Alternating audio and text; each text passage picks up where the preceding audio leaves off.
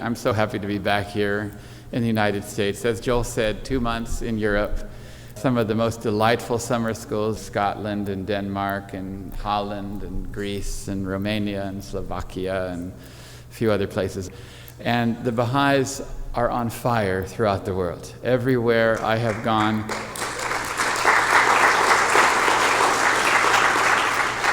it's not just that they're deepening in the faith, but they're so loving to one another. And it's so exciting every week to greet a new bunch of people. And of course, I have to learn 100 or 200 new names every week. And so to come to this school, and I know most of you, and to see your faces, this is just like God has decided to give me a special treat after the long trip. And so I'm very excited about this course that I've been talking about, which is called Recreating Ourselves in the Image of the Master. And I want to begin by reading an interesting letter from the Universal House of Justice, 29 August of 2010.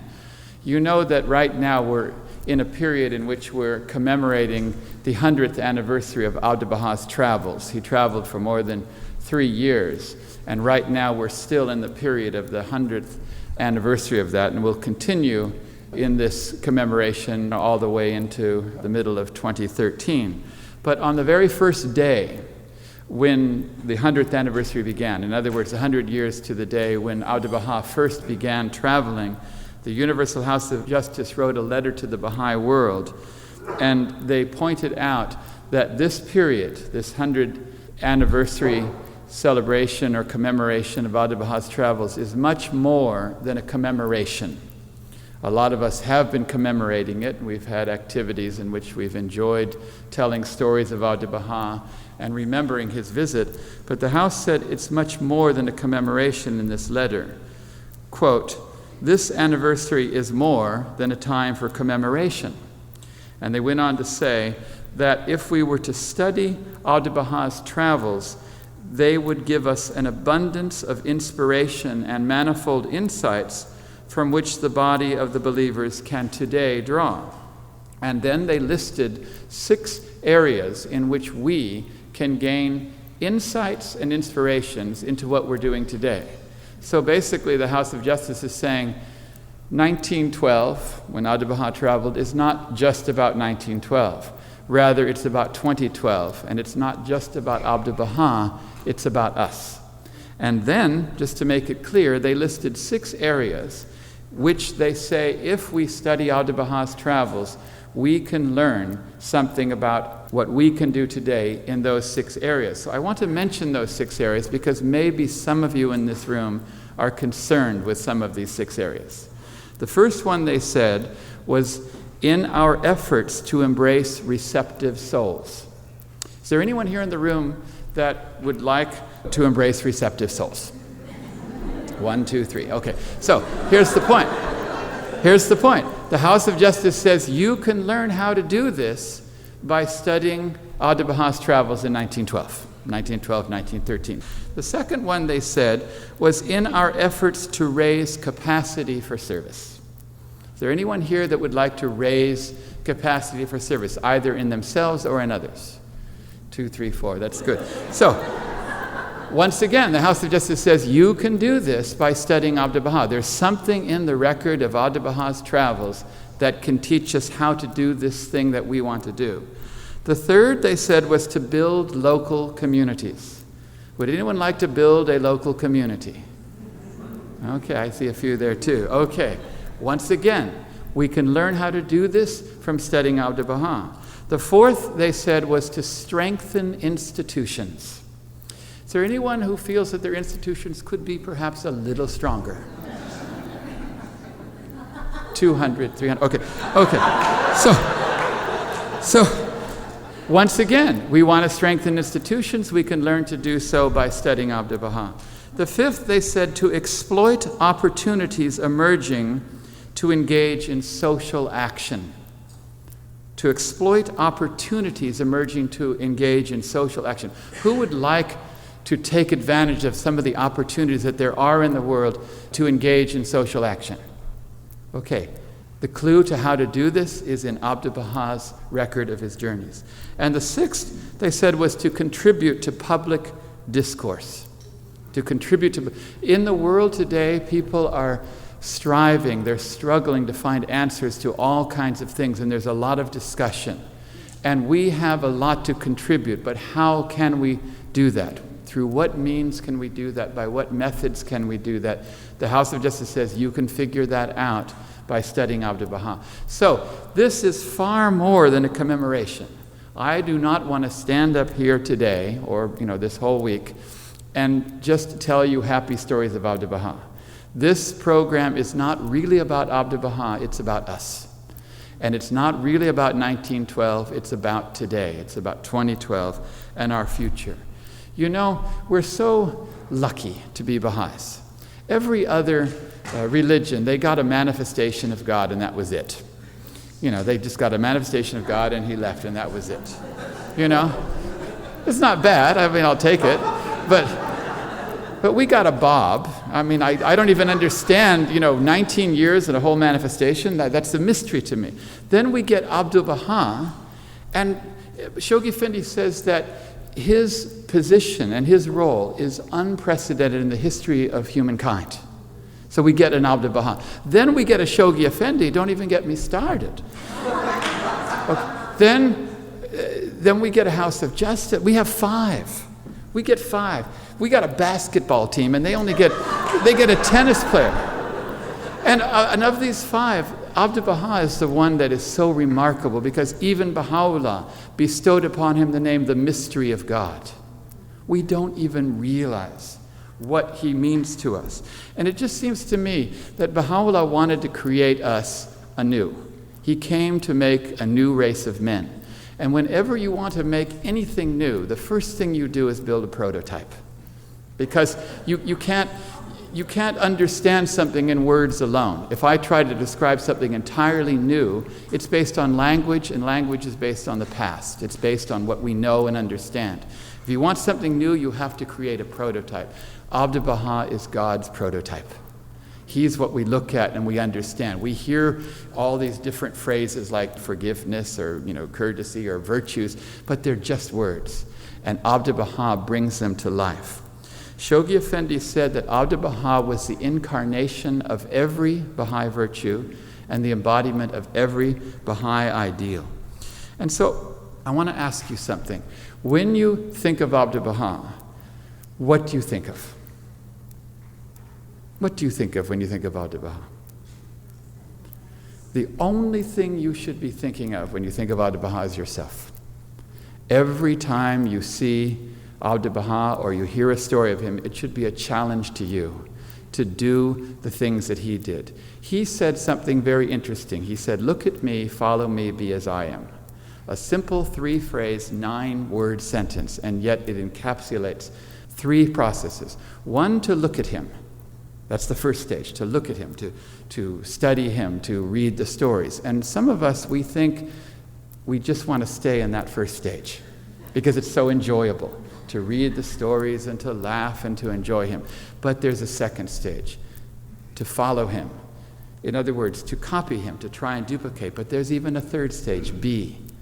Being is a much higher stage than even copying. You can blindly copy something without really understanding. So the act of being. So even Abdu'l-Baha, in this simple sentence, lets us know that there's a journey that we must all take on the spiritual path, which starts with looking at him, but then must immediately proceed to copying him, which then proceeds to actually being like him. I want to ask you a question. What do you think is the most important thing that Abdu'l-Baha did in his life? What's the most important thing he did in his life? He did a lot of things. Shoghi Effendi said he had 3 functions. One of them was that he was the center of the covenant, and the other function that he was infallible interpreter of the writings of Baha'u'llah, and the third that he was an exemplar. And during his remarkable life, he achieved so many things. He protected the cause from the covenant breakers. He spread the faith. He started the Shrine of the Bab. Shoghi Effendi said he was even dispatching 90 letters a day. That's how much when he was in Akka. He did a lot of things. So of all the things he did, what is the most outstanding achievement of Abdu'l-Baha's life? Who can tell me? Kept unity. What else? Service. Bring the faith to the West. So anybody else have any other? The most outstanding thing of all the things. Will and testament. What else? Being the primary example, yes? He accepted the faith of his father. Well, that's not a bad start. Okay. Let me tell you what Shoghi Effendi said. He said the most outstanding achievement that will forever be associated with Abdu'l-Baha's ministry were his travels to the West. His travels to the West. And when I think about that, I think, okay, he did all these things, he suffered all his life, and yet his travels to the West were somehow the most outstanding. I wouldn't have thought they were the most, I thought they were pretty good, okay, but the most outstanding. And Shoghi Effendi said that Abdu'l-Baha, he was extremely busy. He was so busy. He says that he was sending, as I said, 90 letters a day. And he was an old man in his 60s, in his late 60s, and in poor health. And Shoghi Effendi says he inflexibly was resolved to undertake this arduous voyage at whatever cost to his strength, at whatever risk to his life. And so, Shoghi Effendi continues, he quietly and without any previous warning began these epoch-making journeys in 1910. And I think Abdu'l-Baha realized the sense of urgency to make these journeys. You know, think about this. He was only just released from prison. He had to go to Egypt for a year to regain his health. Then he traveled for 3 years. And then when he came back, just a few short months later, the world was engulfed in a war that for 4 years would have prevented any kind of travel of Abdu'l-Baha. Following the war, there was a flu pandemic that killed 40 million people, even more than the war. And soon thereafter, Abdu'l-Baha passed away. This was the only window of opportunity in his life of imprisonment and war and passing that he could do this. So he just got up and he did it. He got up and he did it. And we do not want to lose whatever it was that he felt was important. He clearly felt that there was something that could be done that could not be done by letters and tablets and correspondence or by receiving pilgrims in the Holy Land. Something had to be done in which he interacted with the Baha'is, particularly the Baha'is in the West, and most particularly the Baha'is here in this country. He spent 239 days here. So we need to figure out what that was and gain the benefits from it so that his most outstanding achievement is not lost. So when I was asked to prepare a talk on Abdu'l-Baha, I realized that this is not a talk on Abdu'l-Baha, this is a talk about us. And I said, then, what are the qualities of Abdu'l-Baha that he wanted us to learn? And so I quickly started reading stories. I contacted the archives department and asked them to send me all the documents and stories and so on, and I collected them and I read the stories. And as I read the stories, I would categorize any story into a quality of Abdu'l-Baha. This quality, that quality, this attribute, that attribute. After a while, I had 41 of them. I had 41 attributes of Abdu'l-Baha. And I knew that in some of the programs I had to speak 6 times, and I worked out that, well, I'm going to have to speak at least 8 per talk to get through the 41, and that only 5 to 8 minutes per attribute. But then I kept reading stories, and it went up to 60, and then it went up to 100. And I had like 100 attributes, and now it's going to be 2 minutes per attribute. And I was thinking, well, hold on, how can I do this? And finally I said, well, no, I've got to treat this, like the hit parade. You might have 100 songs, but you got to pick the top 10 or something. You've got to do something in this regard. And so I said, well, I'm going to have to pick which ones I want to do. Instead of drilling 100 shallow holes, I just wanted to drill 6 deep ones. And so then I had to choose of all the attributes of Abdu'l-Baha to pick. Now the problem is that Shoghi Effendi said he's the incarnation of every Baha'i virtue and the embodiment of every Baha'i ideal. So some of the ones that I thought maybe I would pick, and I wrote them all down, were courage, faith, wisdom, patience, love, kindness, service, knowledge, prayerfulness, hospitality, faithfulness, scientific, energetic, courteous, selfless, humble, practical, humorous, forgiving, confident, serene, spontaneous. Have you had enough? Okay. Because I could keep going. I'd not even a third of the way through the list. And I realized, oh my gosh, what am I going to do? So gradually I thought about it, and I came to what I call the 6 essential qualities of Abdu'l-Baha. I'll tell you why in the end, why I picked these 6 and not the others. If any of you have heard me speak on this in one of the previous summer schools, you're not allowed to answer this question.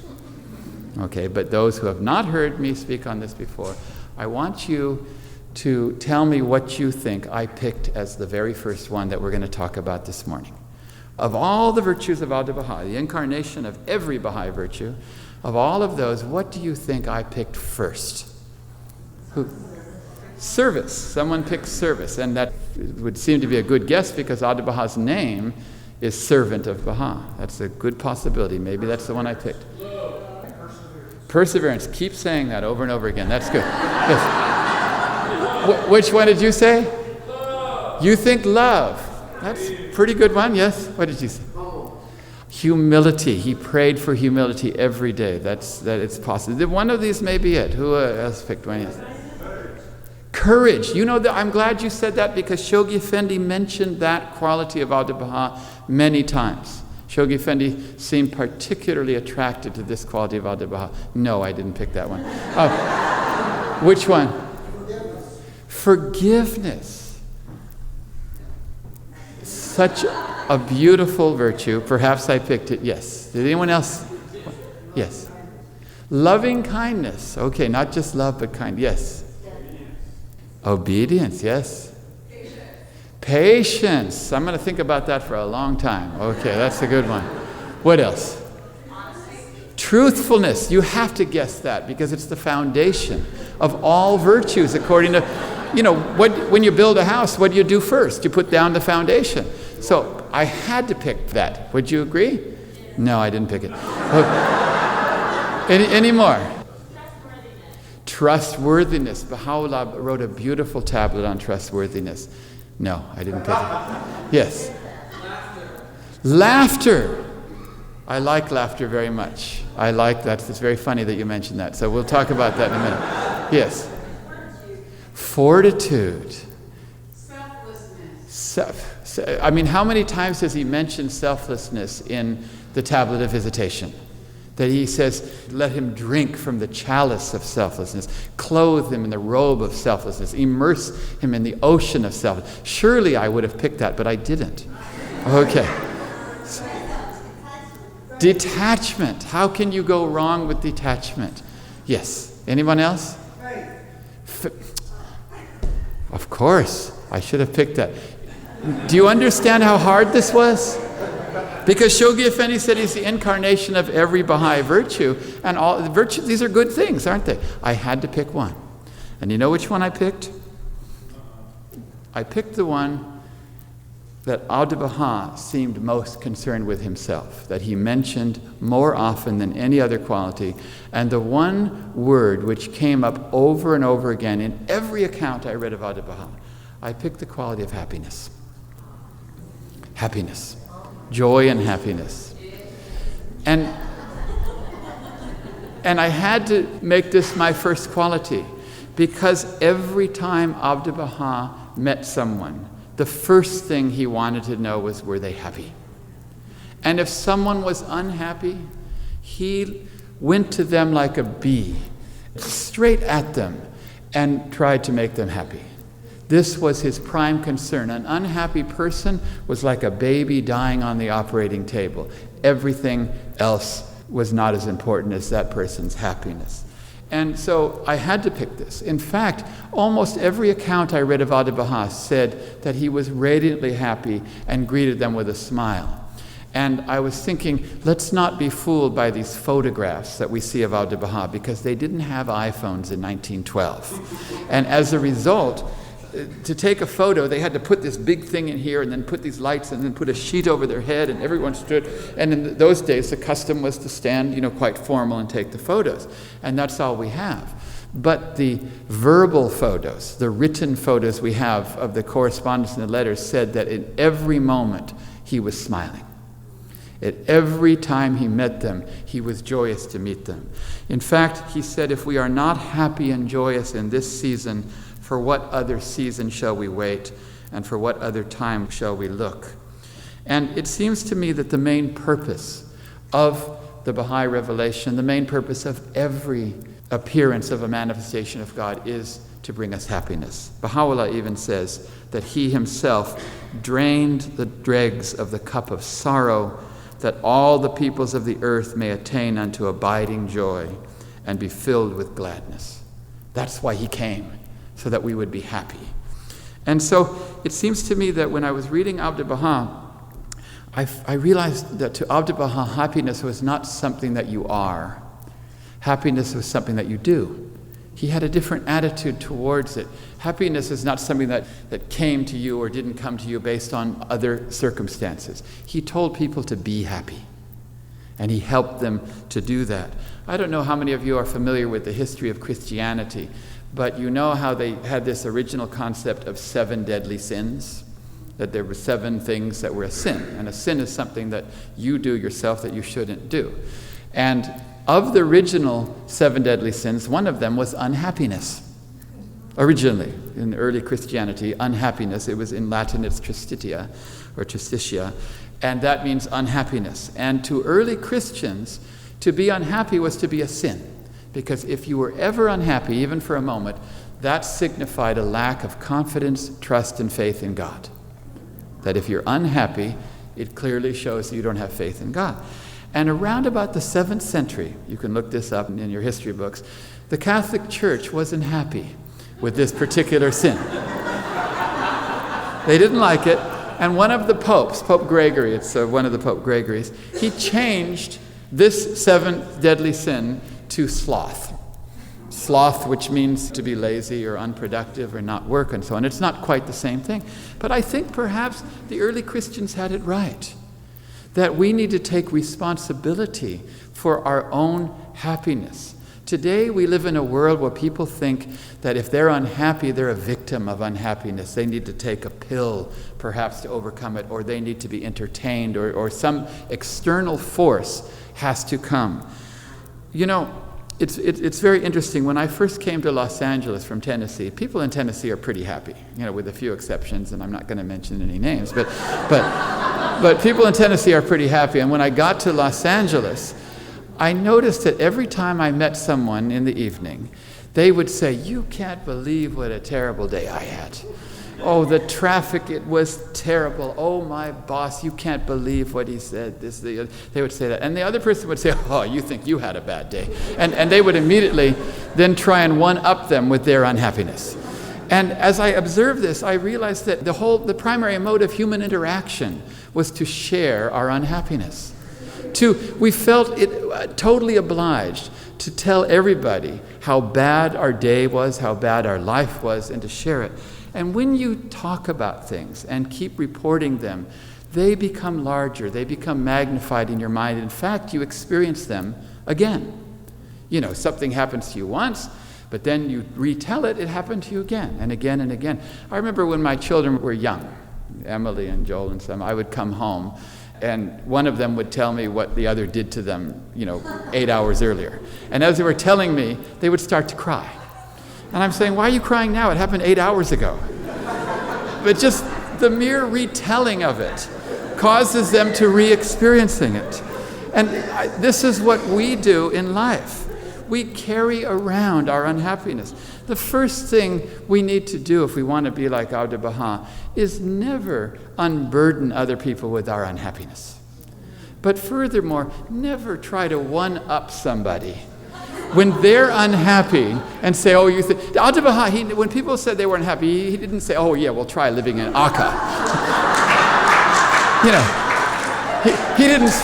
He didn't say, "Try the Sea of Shaw, you think you got to..." He didn't say that. Okay? No. So that's the first thing we need to do. If we want to live this, we have to live this and not dwell on things. Now, Abdu'l-Baha, if somebody was not happy, this was very important to him. I'll tell you a story about two ladies that lived in Scotland. And I was just in Scotland at the summer school, and I told this story, but they all knew the story anyway. These two ladies were in Scotland, and they heard that Abdu'l-Baha was in London. He was staying at the house of Lady Blomfield. And so they contacted Lady Blomfield and said, can we come and visit Abdu'l-Baha? And she arranged a visit at her house. And it so happened that they only had enough time to take the train from Scotland, see Abdu'l-Baha, and had to get right back on the train and go back. And it so happens that the train took 10 hours. So they would have to take a 10-hour train, maybe have an hour or two with Abdu'l-Baha, and 10 hours back, so 20 hours on the train, and this is all they had time for. Would any of you spend 20 hours on the train to go and see Abdu'l-Baha and come back again? One, two, three, okay. So that's what they did.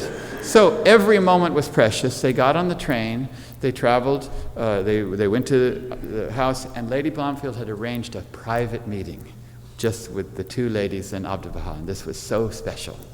And so they get into the meeting, and as soon as they get into the meeting, she says that a persistent person pushed past the servers and strode into our midst, seating himself and lighting a cigarette without invitation. He proceeded to say that he intended writing an article for some paper about Abdu'l-Baha, superciliously asking for some telling points, don't you know? And he talked without pause and far from in a polite manner. She says we were speechless and aghast at the intrusion of this insufferable and altogether unpleasant bore, spoiling our golden hour. She said suddenly Abdu'l-Baha rose, and he made a sign to the man to follow him, and they went into his private room. She said, we looked around. The bore had gone. Yes, but alas, so had the master. Can nothing be done? Being the hostess, I was perturbed and perplexed. So I went to the door of the audience room and said to the secretary, will you kindly say to Abdu'l-Baha that the ladies with whom the appointment had been made are awaiting his pleasure? She returned, and they waited, and they waited, and they waited. Finally, they heard steps in the hallway. In the corridor, Abdu'l-Baha was hugging the man and said goodbye. She says, then he came to the room, and closing the door, they said, oh, master. He paused at the door, and he looked at each of us in turn with a deep and grave meaning. You were making that poor man uncomfortable, so strongly desiring his absence, I took him away to make him feel happy. And I'm thinking, there's nothing he could have done more in everything he could have said in that meeting that could have taught them more than this, that he desired the happiness of all people. And it's interesting, Lady Blomfield said that while she was in the house, in the kitchen, there was a Persian cook and a Western cook.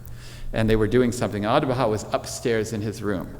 And she says that they started laughing in the kitchen. The two cooks started laughing. And she said that Abdu'l-Baha came running down the stairs because he heard the laughter in the kitchen. And he said, I'm so very much pleased that you're happy. Tell me why you were laughing. And it says here, it appeared that the Persian servant had remarked, in the East, women wear veils and do all the work. To which the English housekeeper had replied, well, in the West, women don't wear veils and take good care that the men do at least some of the work. Now, you better get on with cleaning that silver. Now, it didn't sound that funny to me. Maybe it lost something in the translation. But anyway, they told that, and Abdu'l-Baha laughed. Abdu'l-Baha laughed, really happy. And then he gave them each some gold coins. He said, quote, for being happy. And then he went back upstairs. Don't you think that's interesting? He's upstairs, he hears some people laughing, he comes down, he says, oh, why are you laughing? And they tell him a joke, he laughs, he pays them for laughing, and then goes back upstairs. Isn't that just the most remarkable story? That's how much he liked it. Now, you know, Baha'u'llah said, according to Haji Mirza Haydar Ali, that there were 4 things, 4 qualities that he loved to see in people. 4 qualities. And I'm thinking 4, that's good. Just 4. It's not going to be hard. And so I looked at this list of 4 things, and 3 of them were really hard. And 1 of them wasn't so hard. And I want to tell you what those are. Some of you probably know what they are. The first one, he said, was enthusiasm and courage. That was the first quality Baha'u'llah wanted to see in people. And that's a hard one, you know, to always have enthusiasm and courage. The second one I'm going to not mention just yet. The third one, he said that we see with our own eyes and not through the eyes of others. This is associated with justice and all kinds, and that's a hard one too, you'd have to agree. The fourth one, he said, was the ability to finish a task once you begin it. And don't even get me started on how hard that one is.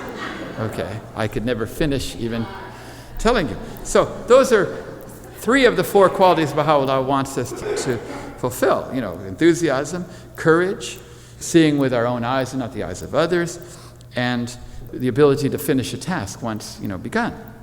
But the second quality was a face wreathed in smiles and a radiant countenance. A face, everybody, let's try that right now. A face wreathed, like a wreathing is just putting like this complete. Go on, give me your face wreathed in smiles. Go on, give it to me now. Okay, now as you're giving it to me now, just think you are doing 1/4 of what Baha'u'llah wants you to do. 25% of everything the Blessed Beauty wants you to do, you're doing right now, just with that. That's the easy one. Okay, I'll do that one at least. That's the one. I'm sorry? The payment is out of this world. Okay? So, I want to ask you a question. Many of you read the writings, I'm sure. How should we read the writings? How should we read the writings? With thoughtfulness. How else should we read the writings? In such a way that it will not burden our souls. In such a way that won't burden our souls. How else should we read the writings? In a meditative way, yes. How else? Enthusiastically. With glasses.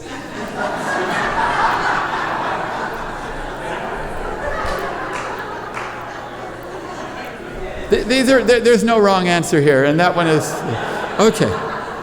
Let me tell you what Baha'u'llah says in the Kitab-i Aqdas, how we should read the writings. He says to read one verse, or even one word, in a spirit of joy and radiance is preferable to the perusal of many books. To read one word, even. Now I'm thinking, Baha'u'llah, are you sure about this? Over here we got 10 books, and I'm going to read them all. Maybe I'm a little serious about it. And over here I got one word, and I'm reading it with joy and radiance, and you're saying that's preferable? And that's what he's saying in the Aqdas. With joy and radiance. That's how Baha'u'llah says we need to read the writings. Now there's a reason for it, which we're going to find out in a minute. Ask you a question. How should we have Baha'i meetings? In what way should we have Baha'i meetings? Who wants to make a guess? Are you just taking a guess here? I could be tricking you. Okay, let me read. He says, gather ye together with the utmost joy and fellowship. Yes. So, when we read the writings, we do it with joy and radiance. When we have meetings, we do it with joy. Can I ask you a question? How should we pray? In what way should we pray? With detachment. What else? Wait, are you just guessing again? You don't know what I'm going to say. Let's see what Baha'u'llah says in the Kitab-i Aqdas. Busy thyself in the remembrance of God and unloose thy tongue in celebrating his praise with the utmost joy and radiance. So now we have to read the writings with joy and radiance. We have to have meetings with joy and radiance. We have to pray with joy and radiance. How should we die? In what way should we die? And don't say detachment, because that's going to happen anyway. Does anyone want to take a guess? You think so? Okay. Baha'u'llah says, oh, okay, now you're getting it. Baha'u'llah, exactly. He says, they that are the followers of the one true God shall the moment they depart out of this life experience such joy and gladness as would be impossible to describe. So now we got to die with joy and radiance. How should we contribute to the Baha'i funds? In what manner should we contribute to the Baha'i funds? Are you guessing again? Let's read what Baha'u'llah says. If one spontaneously offereth hukuk with the utmost joy and radiance, it will be acceptable and not otherwise. So, if you give to the hukuk, if you're joyful and radiant, that's great, and he'll accept it. If you're not, don't even bother giving it. Because, first of all, it's not going to be accepted, and you're not happy, so what's the point? How should we go on pilgrimage? Are you guessing? Okay, let's read what he says. Thine intention to pay a visit to the blessed house is acceptable and well-pleasing in the sight of this wronged one, provided it is accomplished in a spirit of joy and radiance. It's only acceptable if it's done in. Now, have you noticed that there's two words that are constantly mentioned here in every single passage I read? What are they? Joy and radiance. It's like they're married. It's like they're the Batman and Robin or something of spirituality. They're completely married together. The same two words over and over again, joy and radiance. And as I had to think about this as I came across these passages, because joy is the quality of having happiness within. But radiance is the quality of shedding it to others. It's not enough, apparently, to just be internally happy. What good would the sun be if it had heat and light, but it kept it to itself, if it did not radiate its heat and light? So these two are completely inseparable to Baha'u'llah. Do any of you fast? How do you feel during the fast, let's say an hour before sunset? How do you feel during the fast? In what spirit? I'm just asking you. Okay? Let me read you what Baha'u'llah says in the prayer for the fast. These are the days of the fast. Blessed is the one who with joy and radiance arises to perform worthy deeds. So now we've got to fast with joy and radiance. Okay, I might as well just die with joy and radiance. Okay. How should we have holy days? In what manner should we have holy days? With joy and radiance? In fact, he says, rejoice with exceeding gladness, as you call to remembrance the day of supreme felicity when he's talking about Rizwan. How should we teach the cause? With joy and radiance. In fact, I can't find anything that I can do without joy and radiance. Every single thing that we are to do, Baha'u'llah says to do with joy and radiance. And so I had to pick it as the first virtue of Abdu'l-Baha. I had no choice in the matter. He was concerned about it. It was the first thing he asked. It's one of the things Baha'u'llah wanted to see. So at this school, I want you to make this a school of joy and radiance. I want you to put that smile on your face, and I want you to keep it on your face at least for these 3 days. Just try it out. Be happy, and if somebody is not happy, to radiate that. I do not want you at any time during this school to share your unhappiness with anyone. But if someone is unhappy, do not try and one-up them and say, you think you're unhappy. Try to cheer them up. This is the first goal. How many of you go to feast? 1, 2, 3. Okay.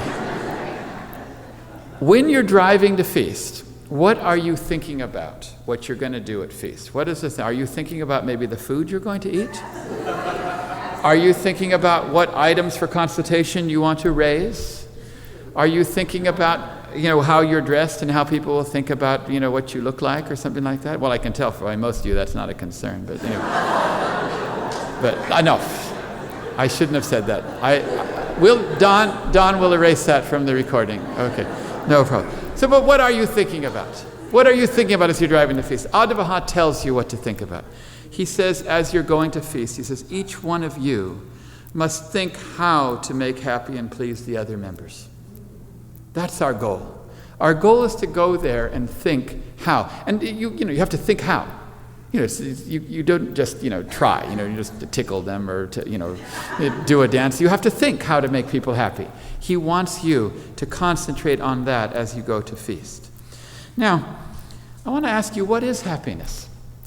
What exactly is happiness? It's difficult, actually, when I think about to even describe. And yet this is the first quality that Abdu'l-Baha wants us to have, that he wants to see in us. The first thing I believe happiness is the willingness and the ability to be happy no matter what happens to you in life.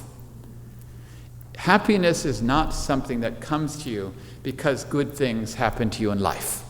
That's not what it's all about. In other words, people are not happy because of what happens to them in life. It's something else. You're not happy because of those things. Now, I learned this very strongly from the accounts of Audubon's sister, Bahia Khanum, the greatest holy leaf, talking about their imprisonment in Akka. I don't know if you've read some of the heart-wrenching stories of their arrival in Akka, but she said that the boat arrived and it couldn't even dock. They were going to dump all the women right into the water. Abdu'l-Baha quickly arranged for some chairs just so the women could just be carried ashore, but she said they got onto the shore and the guards surrounded them all the way, and all the peoples of the town came to look at them and ridicule them. They were thrown into this tiny little cell, she said. The women were thrown in the cell. There was no furniture, there was no food. The babies were crying, they were starving. Many of the Baha'is died within the first few days. The 72, they were dying within the first few days. And she tells this story. And then she finishes by saying, she says, we were marvelously happy in those barracks. I couldn't believe this. She said, and then she says, the second night we were there, just the second night as they were dying, this is the second night there, we got to laughing so hard that Baha'u'llah came to the door and told us to stop. That he was afraid the guard would think we had gone crazy to be so happy in such a place. And I'm thinking how beautiful this story is. You would think that the manifestation of God would come to you to cheer you up in such a time, to say, don't worry, God will look out. Instead, he comes and says, can you guys keep it down? He says, can you keep it down? Can you believe this quality of accepting whatever happens to you in life? Nothing has happened to me like what happened to her. And they were laughing uncontrollably, and the manifestation of God had to tell them to stop. This is the type of happiness. To Abdu'l-Baha, laughter was a very serious business. So serious that he taught a lesson to Agnes Parsons. Agnes Parsons, as you know, was a wonderful believer, lived in Washington, D.C., and very wealthy and very highly connected within society. And she was so excited in 1912, in August, that she brought Abdu'l-Baha to her estate and invited the highest people of all society to come and hear Abdu'l-Baha.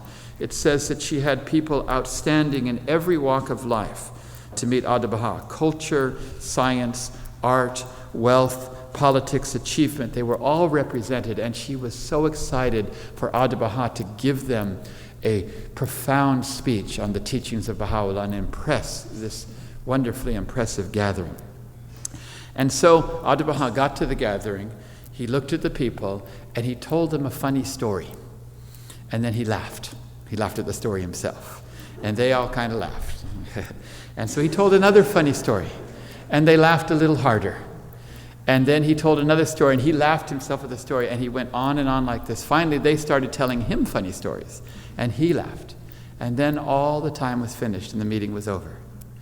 And it says here that he said, it was good to laugh. Laughter is a spiritual relaxation. And then he referred to his years in prison. Life was hard, he said. Tribulations were never far away. And yet at the end of the day, they would sit together and recall events that had been fantastic and laugh over them. Joy is not, he told them, a byproduct of material comfort and affluence. Were it so, dejection would have ruled every hour of their lives in those days, whereas their souls were joyful. And that's all he did. The meeting was over. And they all left. And he turned to Agnes with a very mischievous smile, and he said, "Are you pleased with me?" And it seems to me that this is a very important quality, to make people happy and to be happy and to let people know that it's possible to be happy under all conditions, that we are responsible for our own happiness. Now, some of this comes from the teachings of the Bab. I didn't realize that until I read this book, Gate of the Heart. Have any of you read this book, Gate of the Heart? You need to read it. It's a fantastic book, and it talks about the teachings of the Bab. And one of the primary teachings of the Bab was to make people happy, and even more so, to never cause grief to anyone. To never cause grief to anyone. This was a primary teaching, one of the main teachings of the Bab. In fact, to such an extent that there was a law in the Bayan that said that if you caused anybody grief, you had to pay a fine of 19 mescals of gold. And as I read this, I thought, if people were Babis today, they'd go broke. But then there was a passage I read in the Kitab-i-Asma, the Bab's Book of Names, which talks about exactly how we can make people happy and not cause them grief. And I'm going to read to you this. These are the words of the Bab. He said, "Be lovingly watchful of one another, and thus improve your affairs." Even that's so remarkable. I thought if I want to improve my affairs, I should be concerned with me and my affairs. And he says, no, be watchful of everyone else, and that will how you improve your affairs. "Should ye find amongst you one who is afflicted with grief, remove his sorrow by any means in your power. And should ye find one stricken with poverty, enrich him to the extent of your ability. And if ye find in your midst one who is abased, exalt him to the extent you can. And if ye find one who is veiled by ignorance, educate him to the degree of your capacity. Should ye find amongst yourselves one who is single, help him to marry in accordance with the divine law to the limits of your ability." Thank God he said that. I mean, he's getting really specific here, isn't he? If you find someone is single, help them to marry, but just to the limits of your ability, and also in accordance with divine law. Should you find one who is in distress, bring him tranquility by any means in your power. Gaze upon others with the same eyes with which ye gaze upon your own selves. If ye find in your midst one who is hungry, send him in truth, to the extent of your power, food, in such a way that his heart will not be saddened. And if ye find one who has no clothes, provide him with clothes in the most dignified manner, to the extent possible for you. And he goes on and on. He just lists every single way in which you comfort those that are sad, that are sorrowful, that are grieving, and every single way not to cause grief to anyone. So this is clearly the most important virtue that we need to accomplish. And I hope that by the end of this school, every one of us will be full of joy and radiance. If you want to just have a theme for this school, let's make it joy and radiance. Those two things. I want to ask you, though, how can you be happy? I mean, okay, I just said be happy. You said, oh, well, why didn't you say so? You still have to know how to do it. How can we be happy? Can anyone tell me how to be happy? It's a good medicine. Okay, good. But how do you be happy? Serving? Okay, how else? Acceptance. Okay, yes, good. Choosing happiness. Okay, yes. Being grateful. Okay. Spirituality. Oh, I like these. These are really good answers, yes. Hardship.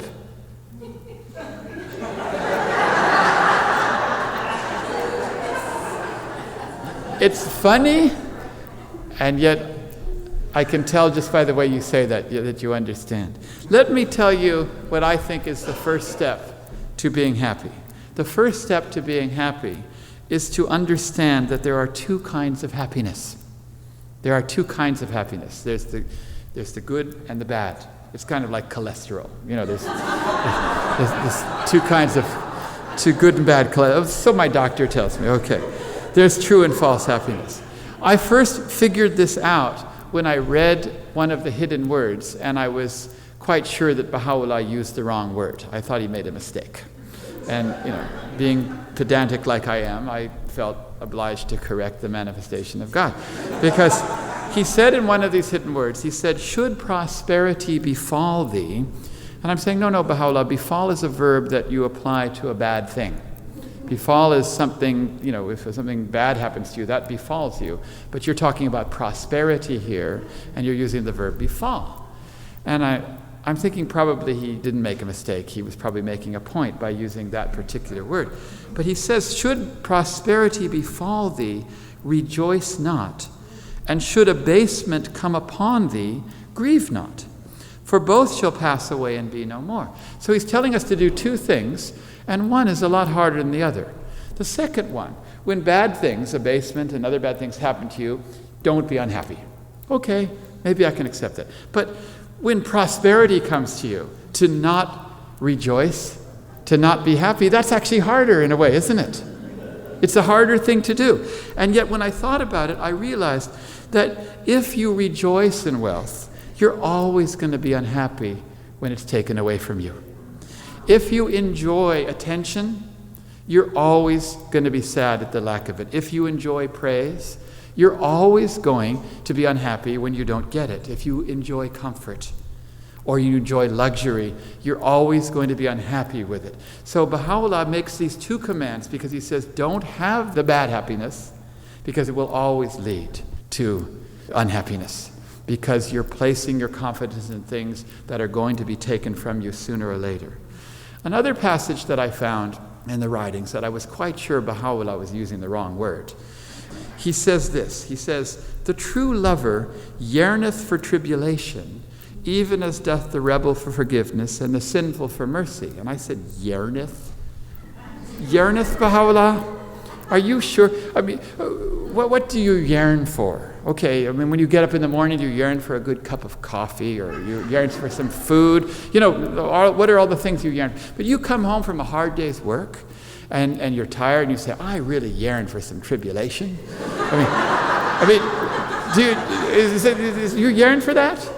I'm thinking, Baha'u'llah, maybe the true lover begrudgingly accepteth tribulation. Okay. Thank God I wasn't writing the hidden words, because that's what I would say. And so clearly, Baha'u'llah has a different concept of how we should approach life. It's quite obvious to Baha'u'llah that we cannot control what happens to us in this life, but we can control how we respond to it. And so Baha'u'llah is telling us that this is the way to live. This is the way to live. Now, Abdu'l-Baha, he was able to find happiness because he saw in everything, whatever happened to him in life, no matter how terrible it might have seemed, he saw it as being a message from God. It was a message from God. And this was a very interesting thing that he told the Baha'is in Paris when he was there. He spent a long time in Paris, 9 weeks in Paris, and he was only going to spend 4 weeks at the most. And he explained to the Baha'is when he was there why he spent so much extra time in Paris. And I'm going to read you what he said. He said, I have been traveling for 2.5 years, and nowhere was I ill except here. Even that was interesting. In his late 60s, traveled for 2.5 years, meeting hundreds of people every day, and he never got sick even once. He says, nowhere is ill except here. But he says he got ill in Paris. He says, because of that, I had to stay a long time. Were it not for this illness, I would not have stayed in Paris more than a month. There is a reason for this. It has been so from the early years of my life. And as I read this, I think Audubon is saying, okay, so he got sick in Paris, and so he had to spend more than twice the amount of time in Paris, and there was a divine reason. It was a message from God, he's saying. And I'm thinking, well, hold on. If God wants you to spend 9 weeks in Paris, why can't he just, call you up and say, Abdu'l-Baha, stay 9 weeks in Paris? Why not? Why can't God just do that? But apparently God did do that. But he did it in this form. To Abdu'l-Baha, that was as good as receiving a message. That this was a message from God. And so he got ill. He accepted this. And as a result, he stayed in Paris, and all of the things that he achieved in Paris talks. I even read that while he was in Paris, for the first time in his life, he spoke on a telephone. And I like the image of that, the Abdu'l-Baha speaking. I was thinking that would have been a great time for God to say, stay 9 weeks in Paris. But apparently not. But so he did lots of things. And so he continued to explain to the Baha'is in Paris why it is that he has this attitude towards whatever befalls him in life. He says, it has been so from the early years of my life.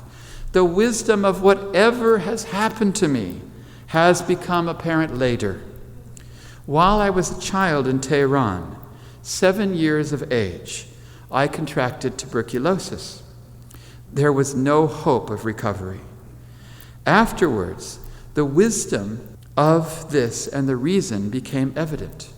For were it not for that illness, I would have been in Mazar-e-Duran.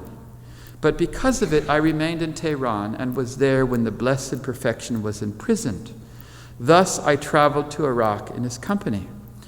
Now, what he's basically saying is that had he not had that illness, he would have been back in Mazar-e-Duran. His brother did not travel with Baha'u'llah, and it was 10 years. 10 years he was separated from the family. Abdu'l-Baha says that it was only the illness that kept him in Tehran that enabled him then to travel with his father. He says, then I was able to travel with my father to Iraq. And then he says, when the time came, although physicians had despaired of my recovery, I was suddenly cured. It happened in spite of the fact that all had said the cure was impossible. So, you see, this is what Abdu'l-Baha saw. He saw that you accept everything in life. You accept it, and the wisdom of it will become evident later. And through this means, you don't have this bad happiness, this happiness that's based on physical things. You have true happiness that's based on the fact that God is all bounteous, and whatever you get in life, that is the best thing that you could possibly get. Now, how much time do I have? 20 more minutes. I'm very happy. Okay. I couldn't believe it because normally, when Abdu'l-Baha was being interviewed, one of the newspaper reporters said, I'm going to read the question. He says, will you tell us how you felt while in prison and how you regard your freedom? How it felt to be in prison and how you regard your freedom. And I'm thinking, how is Abdu'l-Baha going to answer that question? What did it feel like to be in prison? And now what does it feel like to be imprisoned? And they said, we are glad that you are free. And Abdu'l-Baha said, thank you. But freedom is not a matter of place. It is a condition. I was thankful in prison, and the lack of liberty was very pleasing to me. For those days were passed in the path of service, under the utmost difficulties and trials, bearing fruits and results. Unless one accepts dire vicissitudes, he will not attain. To me, prison is freedom. Troubles rest me. Death is life, and to be despised is honor. Therefore, I was happy all the time in prison. When one is released from the prison of self, that is indeed release. For that is the greater prison. When this release takes place, then one cannot be outwardly imprisoned. When they put my feet in stocks, I would say to the guard, you cannot imprison me, for here I have light and air and bread and water. There will come a time when my body will be in the ground, and I shall have neither light nor air nor food nor water, but even then I shall not be imprisoned. The afflictions which come to humanity sometimes tend to center the consciousness on limitations, and this is prison. Release comes by making of the will a door through which confirmations of the Spirit come. And so then the reporter said, what do you mean, confirmations of the Spirit? He said, the confirmations of the Spirit are all those powers and gifts which some are born, and which some men call genius, but for which others have to strive with infinite pains. They come to man or woman who accepts his life with radiant acquiescence. Radiant acquiescence. That's why we need to be radiant. That's why we need to do this. And so I'm going to read to you what Abdu'l-Baha said to those Baha'is in Paris, because I find it fascinating. He was only ill that one time, and he stayed so long, and he was clearly meditating about how this has always been true, that God bestows upon him whatever happens. He accepts it even at the age of 7. He's thinking about his tuberculosis. And on November 22nd, near the end of his stay in Paris, he said this to the Baha'is. He said, in this world we are influenced by two sentiments, joy and pain. Joy gives us wings. In times of joy, our strength is more vital, our intellect keener, and our understanding less clouded. We seem better able to cope with the world and to find our sphere of usefulness. But when sadness visits us, we become weak. Our strength leaves us, our comprehension is dim, and our intelligence veiled. Isn't this interesting? That joy is far more than what we realize. It increases our abilities. It increases our intelligence. This is obviously why we read the writings with joy. We're going to understand them better. This is obviously why we pray with joy. He says, though, that when you're sad, that your strength leaves you. He says your intelligence becomes veiled, and he says the actualities of life elude our grasp. The eyes of our spirit fail to discover the sacred mysteries, and we become even as dead beings. And then he goes on to say where sadness comes from. He says, all the sorrow and the grief that exist come from the world of matter. The spiritual world bestows only joy. When our thoughts are filled with the bitterness of this world, let us turn our eyes to the sweetness of God's compassion, and he will send to us heavenly calm.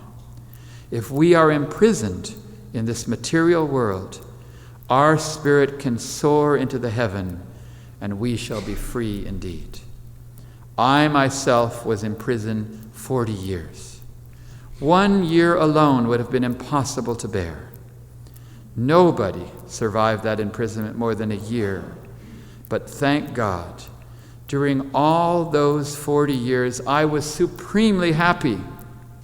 Every day on waking, it was like hearing good tidings. And every night, infinite joy was mine. Spirituality was my comfort, and turning to God was my greatest joy. If this had not been so, do you think it would have been possible to have lived through those 40 years in prison? Thus, spirituality is the greatest of God's gifts, and life everlasting means turning to God. May you, one and all, increase daily in spirituality. May you be strengthened in all goodness. May you be helped more and more by the divine consolation. Be made free by the Holy Spirit of God. And may the power of the heavenly kingdom live and work among you.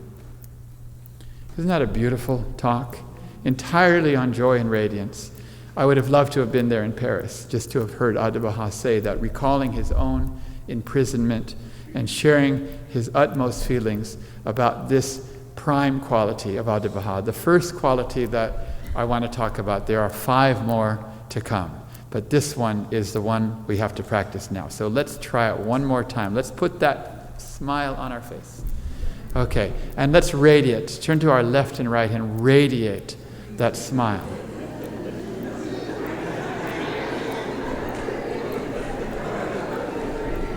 And now, I want to ask you a question. How hard was that to do? Was it really hard? How hard was that to do? And I want to ask you a second question. How many of you have neighbors? Okay. So you have neighbors. Do you know what Baha'u'llah said to do with your neighbors? He said, be worthy of the trust of thy neighbor and look upon him with a bright and friendly face. That's what he wanted you to do. This is the first thing. He didn't say, and teach him the cause or necessarily or do this. Just look upon him with a bright and friendly face. This is the first thing he wanted to do. Let's practice looking upon people with a bright and friendly face. And we will find that suddenly we are already like Abdu'l-Baha. This is the first step. So now we are going to look at 5 more essential qualities of Abdu'l-Baha. The next one we'll talk about, I believe, is here at 4:15. The third quality will be at 9:30 tonight, here.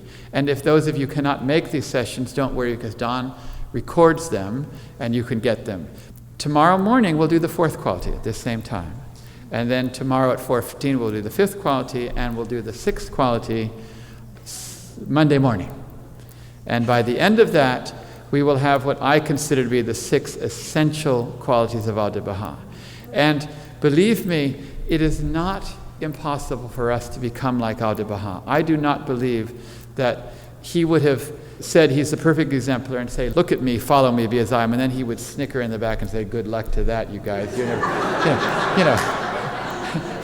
I just don't think that Abdu'l-Baha would do that. It would be so cruel of Abdu'l-Baha to do that. The problem is that if someone tells you, be like something, or be like someone, if someone said, I want you to play basketball like Michael Jordan or play basketball like Kobe Bryant, you'd say, well, how do I do that? If you go to a 10-year-old boy and say, just play like him, you'd say, well, how do I do that? No, you have to know more than that. You have to know, well, exactly what does he do?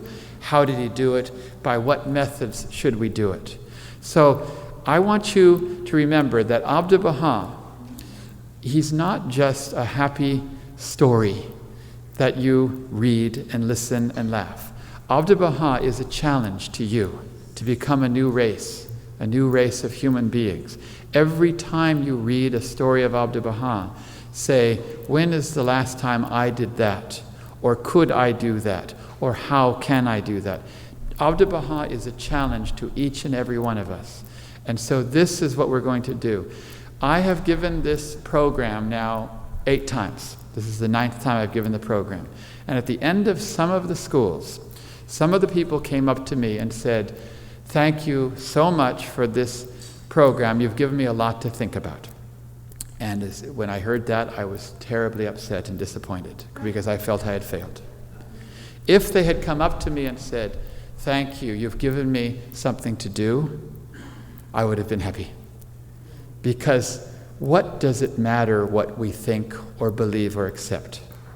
Big deal. Big deal. The only thing that matters is what we do.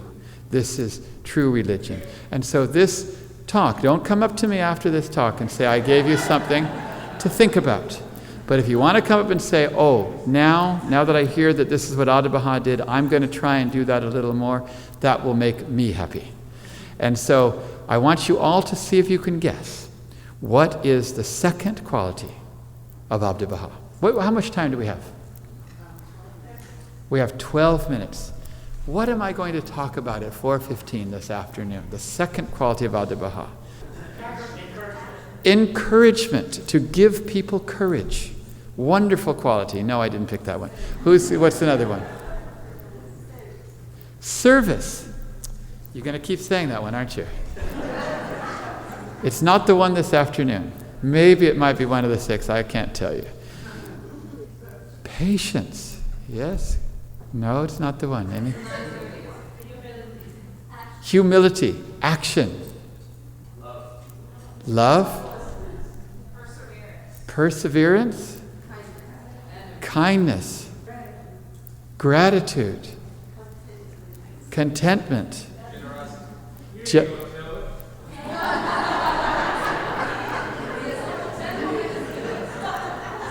Okay, well, this is interesting. I find this interesting because it so happens that the 6 qualities I picked, this was just, what you're doing is what I did. I did this for months. Well, this quality, that's the foundation of virtues. That's the beloved, that's the prince of virtues. That's the lord of virtues. I mean, there's so many of them.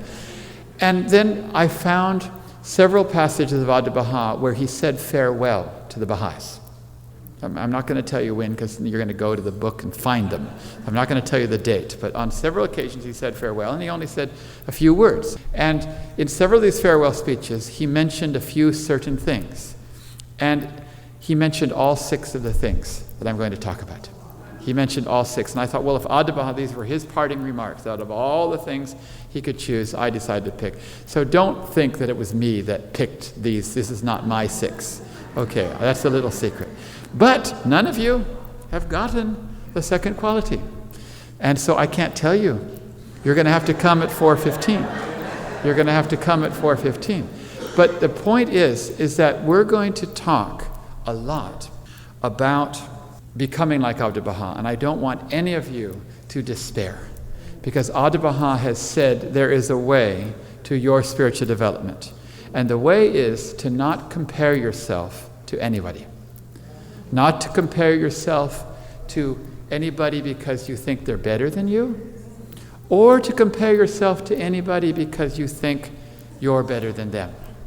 He says the only person you should compare yourself to is to yourself yesterday.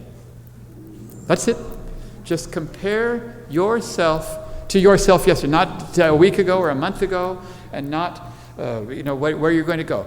All he said to do is every time you wake up in the morning, to think how you were yesterday, and think how are you today. He says if you feel you're a little better in any of these qualities, he says then thank God for that and ask for an increase of it. And if you're not so good, he says then ask God for forgiveness. Either way. That's all I got to do. He said, just beat yesterday. And this is the whole method by which Abdu'l-Baha told us. He said, Kam ruz be ruz. Kam means small, and ruz means day, as in na ruz. So kam ruz be ruz, little by little, day by day. And all you have to do is be better than yesterday. So it doesn't matter how bad you are, as long as you're better than yesterday. If you murdered 10 people yesterday, try to kill 9 people today. Try to kill 9 people today. That's all. Doesn't matter. Hey, now you're laughing. But let's get this straight. There are people that are killing and doing all kinds of terrible things. They need to have a path as well. There needs to be some method. If the world were perfect, Baha'u'llah wouldn't have come. So do not worry that you're imperfect. Only decide to be a little better today than you were yesterday. This is Abdu'l-Baha's divine method, and this is what we're going to do. So do not despair and say, well, I have to suddenly become like Abdu'l-Baha. Just, can I be a little more joyful and radiant today than I was yesterday? And thank God for that today. And then ask him for an increase. That's all we have to do. This is the path to spiritual growth. Abdu'l-Baha said in this same passage, he said, the bird that keeps flying soars ever higher, but as soon as he stops flapping his wings, he falls. That's what he said. We got to keep flapping those wings. Let's flap our wings. Okay. We just got to keep flapping the wings. And as long as okay, that's enough. I don't like that. So that's all we need to do. And so we're going to talk about this, how we can daily try to improve ourselves. So this is a wonderful journey we're going to begin on, a journey towards 6 beautiful destinations, the 6 essential qualities of Abdu'l-Baha that none of you can even guess. But at 4:15 and at 9:30 tonight, we'll have the other 2. So thank you very much. Allah Hapa.